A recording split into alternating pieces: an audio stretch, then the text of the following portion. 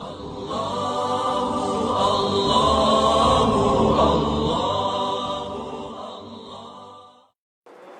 جو لوگ قرآن کا انکار کرتے ہیں یا قرآن کریم پر اعتراض کرتے ہیں، ان کا اعتراض کیا ہے؟ جو قرآن اللہ نے حضور پاک کو دیا اس پہ اعتراض نہیں ہے، جو قرآن حضور پاک نے صحابہ کو دیا رضی اللہ عنہم اس پہ اعتراض نہیں ہے، لیکن جو قرآن صحابہ نے ہمیں دیا اعتراض اس پہ ہے۔ ذرا بات سمجھنا، جو قرآن اللہ نے نبی کو دیا اس پہ اعتراض، جو نبی نے صحابہ کو دیا اس پہ اعتراض۔ اعتراض کیا ہے؟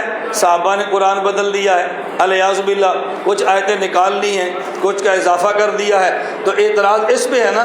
جو قرآن اللہ نے حضور پاک کو دیا وہ لکھا ہوا نہیں تھا، توجہ رکھنا، لکھا ہوا نہیں تھا، بل لکھے دیا۔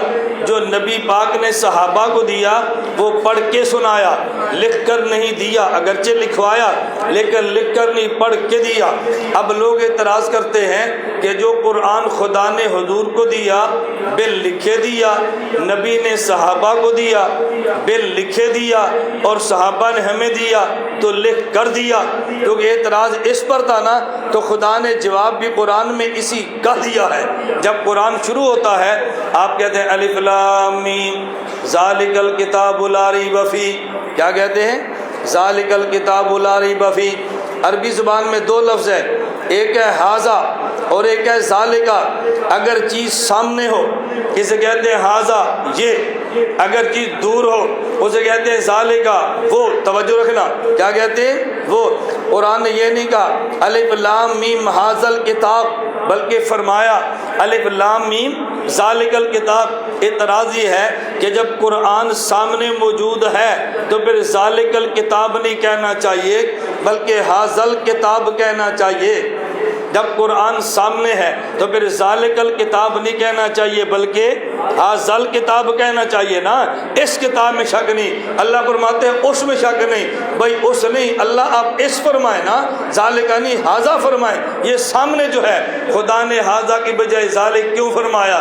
پہلے تین لفظ سمجھ لیں، اس کو کلام بھی کہتے ہیں، اس کو قرآن بھی کہتے ہیں، اس کو کتاب بھی کہتے ہیں۔ یہ تین نام کیوں ہیں؟ جب اللہ تکلم کرے تو پھر کلام بنتا ہے، جب نبی پڑھے تو پھر قرآن بنتا ہے، جب صحابی لکھے تو پھر کتاب بنتی ہے۔ توجہ، اللہ تکلم کرے کلام بنتا ہے، نبی تکلم کرے قرآن بنتا ہے، اور جب صحابی لکھے تو پھر کتاب بنتی ہے۔ خدا نے یہ نہیں فرمایا ذالک الکلام لا ریب فیہ، اس میں تو شک تھا ہی نہیں، یہ نہیں فرمایا ذالک القرآن لا ریب فیہ، اس میں شک تھا ہی نہیں، شک تو اس میں تھا جو صدیق نے لکھوانا تھا۔